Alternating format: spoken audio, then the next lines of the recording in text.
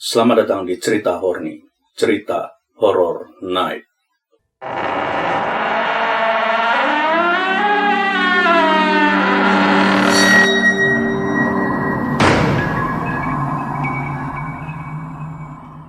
Bersama gue Reno Venadi, gue akan ngajakin lo horny barengan malam ini. Malam ini ceritanya gue ambil dari Instagram @brii_story yang ada di bawah ini, dengan judul Rumah Sakit Bandung.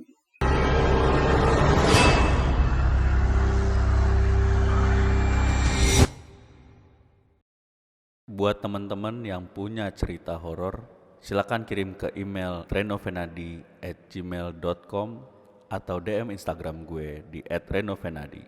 Kita lanjutkan cerita horny kali ini.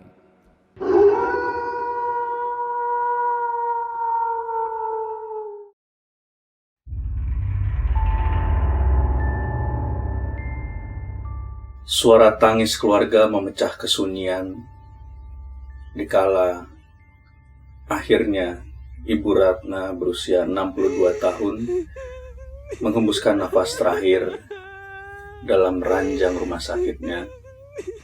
Setelah beberapa jam sebelumnya, alat penunjang hidup Ibu Ratna dilepas dari tubuhnya.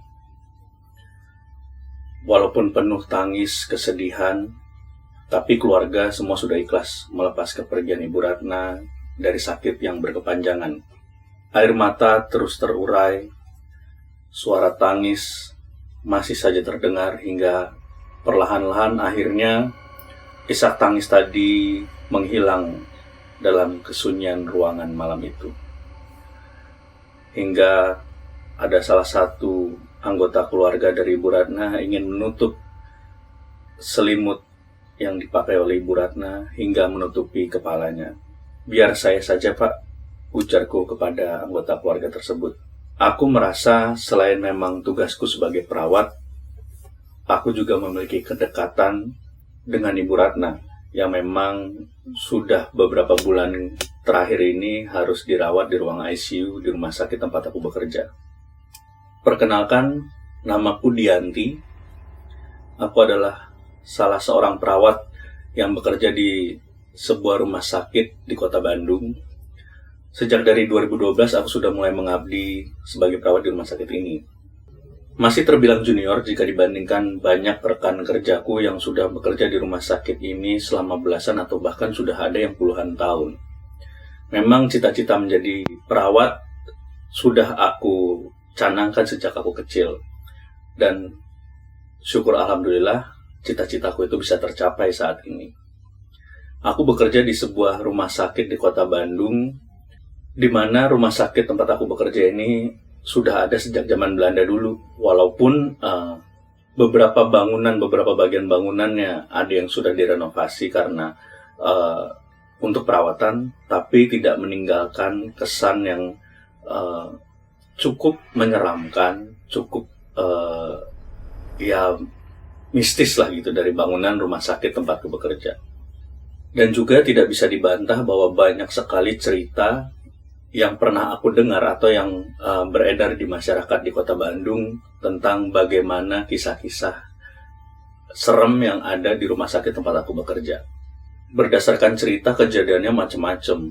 Ada yang sampai tidak bisa masuk logika gitu seramnya. Itu sudah berbagai cerita aku dengar, tapi ya sudah, aku tidak terlalu mempedulikan cerita-cerita yang beredar tadi sampai akhirnya aku merasakan sendiri pengalaman-pengalaman yang tadi aku hanya dengarkan dari orang-orang di sekitarku. Kejadian pertama ini terjadi kurang lebih pada saat aku baru bekerja 4 bulan. Aku kebagian jaga shift malam, dan pada saat itu aku terpaksa agak terlambat datang ke kantor, ke rumah sakit karena ada kesibukan, sehingga aku baru bisa datang sekitar jam 10 malam. Begitu sampai di rumah sakit, aku langsung menuju ke gedung dan lantai tempatku bertugas pada malam itu.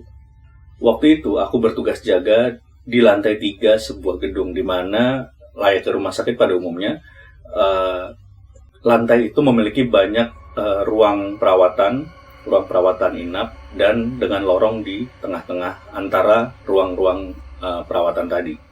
Begitu sampai di ruang jaga, aku langsung menemui dua orang rekan kerjaku, yaitu Rida dan juga Afni yang sudah duluan sampai. Rida sedang duduk di meja dekat pintu, sedangkan Afni sedang sepertinya fokus mencari sesuatu di dalam sebuah lemari. Alhamdulillah, akhirnya kamu datang juga, Dian. Aku mau ke bawah dulu ya, ngambil dokumen, ada yang ketinggalan nih, ujar Rida kepadaku pada malam itu. Oh iya, sok atuh, jawabku singkat kepada Rida. Kemudian tanpa berlama-lama, Rida langsung menuju ke lantai bawah mengambil dokumen yang tadi ketinggalan, sehingga tinggal ada aku dan juga Afni di ruang jaga tadi. Aku mencoba menegur Afni dengan bertanya, "Kamu teh nyari apa, Afni? Meni serius ih," ujarku sambil membereskan perlengkapan dan juga posisi Afni membelakangiku menghadap lemari. Tapi Afni nggak menjawab, dia masih terus sibuk dengan hal yang dia lakukan. Lalu aku tidak begitu mempedulikan dan aku langsung mencoba membaca dokumen-dokumen dan mempersiapkan peralatan-peralatan yang memang sudah menjadi tugasku setiap kebagian shift jaga. Beberapa saat lamanya aku terlarut dalam kesibukanku pada saat di ruang jaga itu sampai telepon di ruang jaga berbunyi. "Dian, aku makan dulu ya sebentar, nanti aku habis makan langsung naik ke sana," ujar Rida. Ternyata Rida yang menelpon menginfokan bahwa dia tidak bisa langsung kembali ke atas, dia harus makan dulu. "Oh iya, nggak apa-apa, aku kan berdua sama Afni di sini," ujarku kemudian. "Afni? Emang Afni udah datang?" kata Rida bertanya lagi. "Loh, kan waktu aku datang udah ada kamu sama Afni di ruangan ini. Gimana sih?" Kemudian Ria menjawab, "Dian, Afni itu hari ini gak masuk karena ibunya sedang sakit. Waktu kamu datang tadi, aku tuh sendirian di ruangan itu." "Ih, jangan bikin takut deh," ujar Rida terkejut. "Lalu siapa yang dari tadi berada di dalam ruangan ini bersamaku kalau bukan Afni?" Mendengar Rida bilang begitu, perlahan-lahan aku menoleh ke belakang, ke tempat di mana Afni tadi berdiri menghadap lemari. Dan aku masih melihatnya. Perempuan ini memakai baju perawat dan rambut panjangnya terikat rapi ke belakang. Aku terus memperhatikannya, tentu saja dalam kebingungan. Di ujung telepon Rida masih memanggil-manggil namaku, tapi aku lebih memilih untuk terus memperhatikan Afni yang dari tadi ada di hadapanku saat ini. Beberapa detik sudah berlalu hingga ketika sosok Afni tadi ini membalikkan badannya menghadap ke arahku perlahan-lahan. Seperti terhipnotis, aku masih terus memperhatikan dan ternyata ketika dia sudah berbalik badan, benar ini bukan Afni. Entah siapa, aku tidak kenal orang ini. Parasnya cantik walaupun terlihat wajahnya yang pucat. Beberapa detik lamanya kami bertemu muka, beradu pandang, hingga perlahan-lahan dia berjalan keluar, menyusuri lorong rumah sakit. Aku yang dari tadi masih terus memperhatikan dia, akhirnya kehilangan dia ketika dia berbelok di ujung lorong masuk ke sebuah ruangan.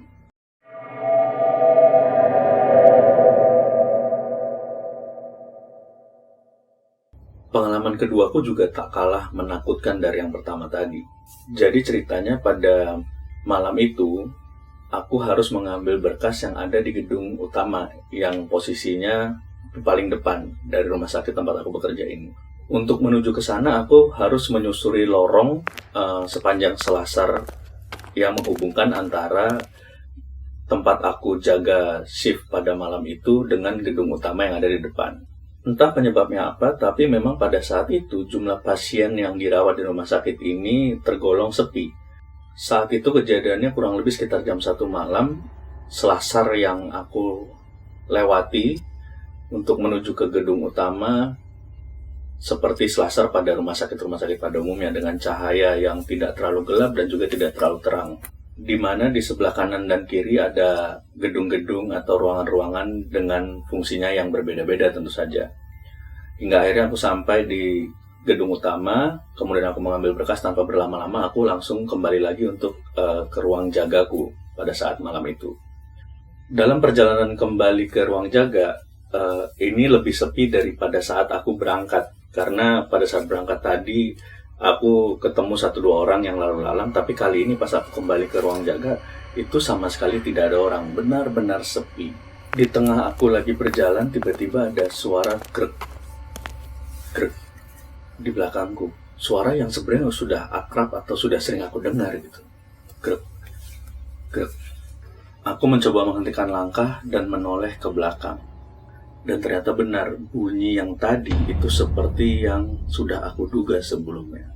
Suara itu berasal dari putaran roda kecil yang ada menopang sebuah ranjang. Dan ada kasur di atasnya, di mana sudah sangat sering aku temui digunakan untuk menghantarkan pasien berpindah dari satu tempat ke tempat lain. Aku terdiam memperhatikan tempat tidur dari kejauhan yang terus bergerak. Krek, krek. Semakin lama suaranya semakin jelas dan tentu saja tempat tidur tadi juga semakin mendekat ke arahku.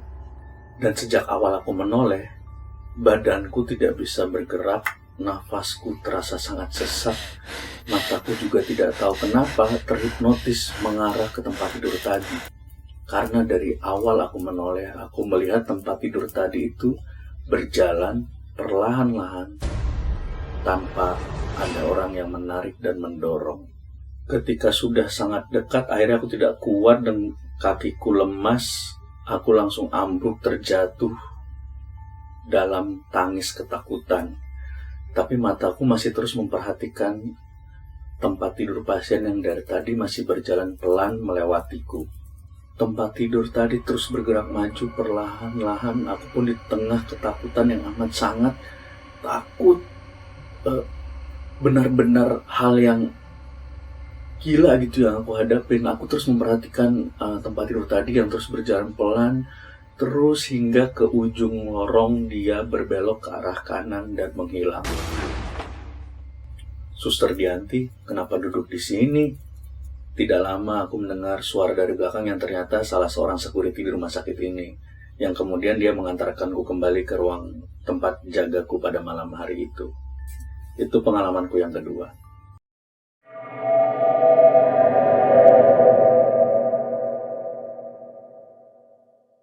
Di awal tadi sekilas aku bercerita tentang ada seorang ibu yang sudah akhirnya meninggal dunia yang bernama Ibu Ratna.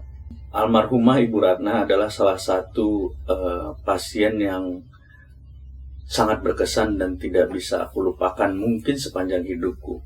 Salah satu alasannya karena almarhumah Ibu Ratna ini dirawat dalam rentang waktu yang cukup lama, kurang lebih sekitar 2 bulan.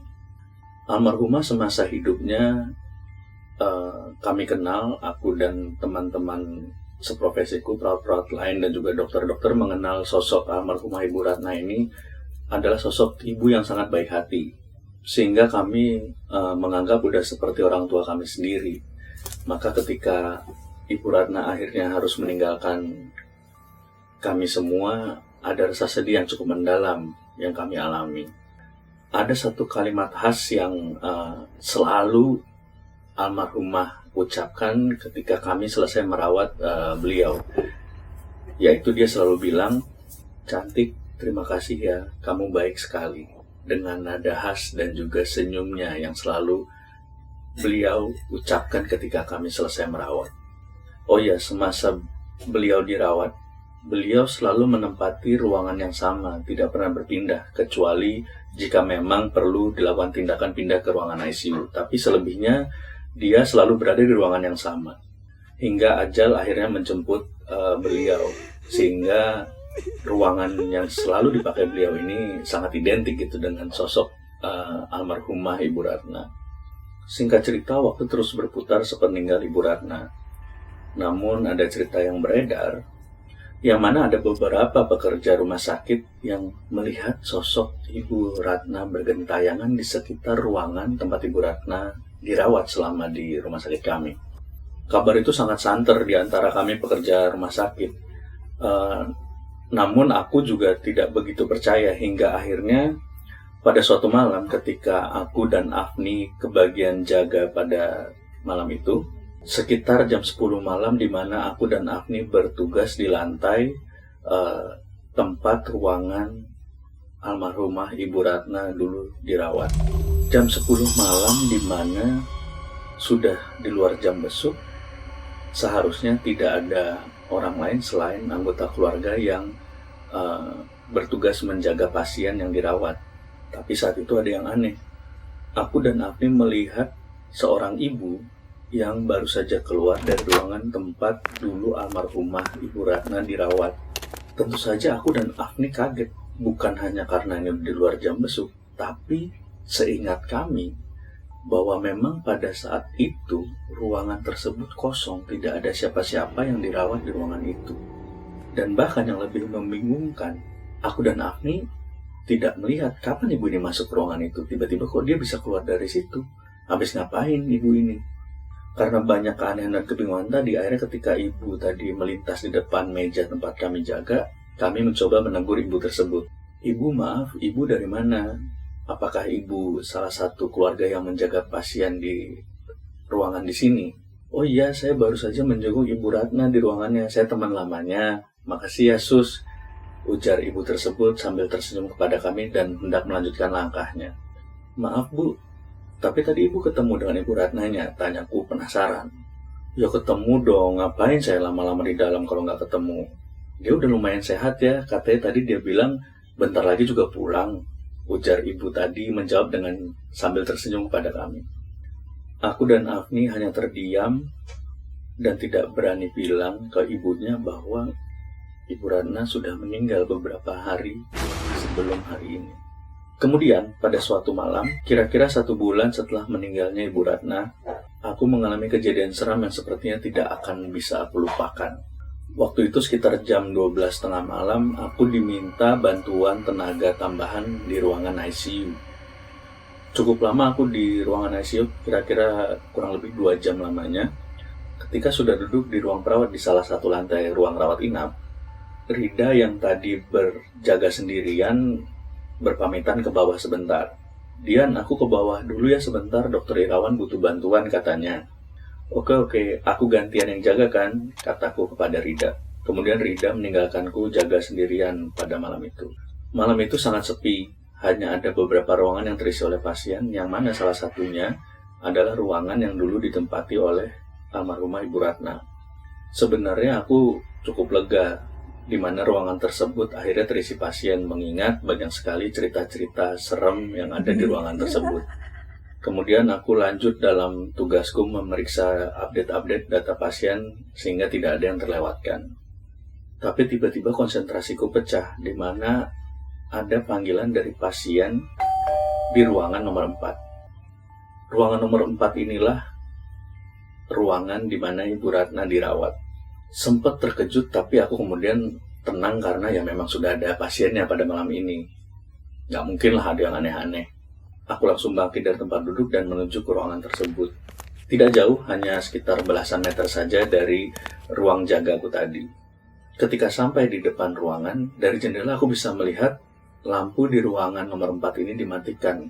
Dari luar seperti terlihat gelap total gitu. Kemudian aku ketuk pintunya, aku buka dan aku masuk ke ruangan tersebut.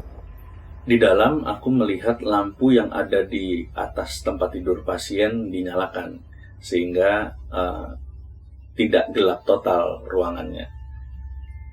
Aku bisa melihat pasien sedang tidur membelakangiku. Oh, ibu ini sedang tidur. Aku lalu mendekati tempat tidur, kemudian memegang lengan ibu ini untuk mengetahui suhu badan dari ibu ini. Ketika aku pegang, tangannya dingin, sangat dingin. Aku lalu memperhatikan seisi ruangan.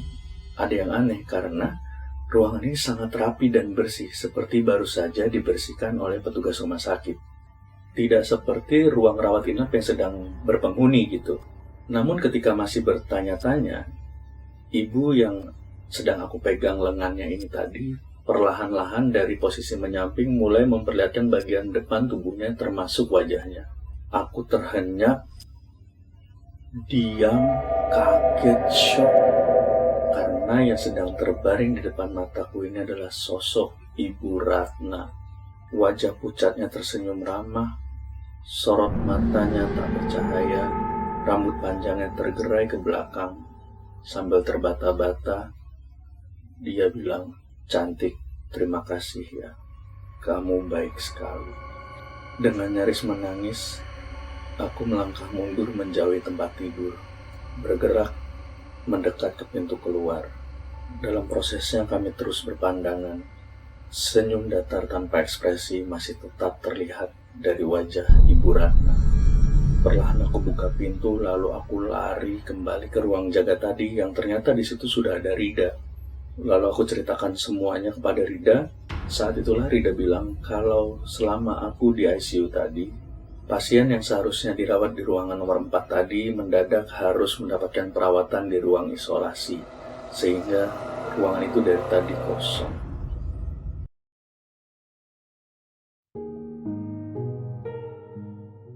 Ya, namanya juga sebuah tempat, apalagi itu rumah sakit yang udah ada dari zaman Belanda gitu ya teman-teman.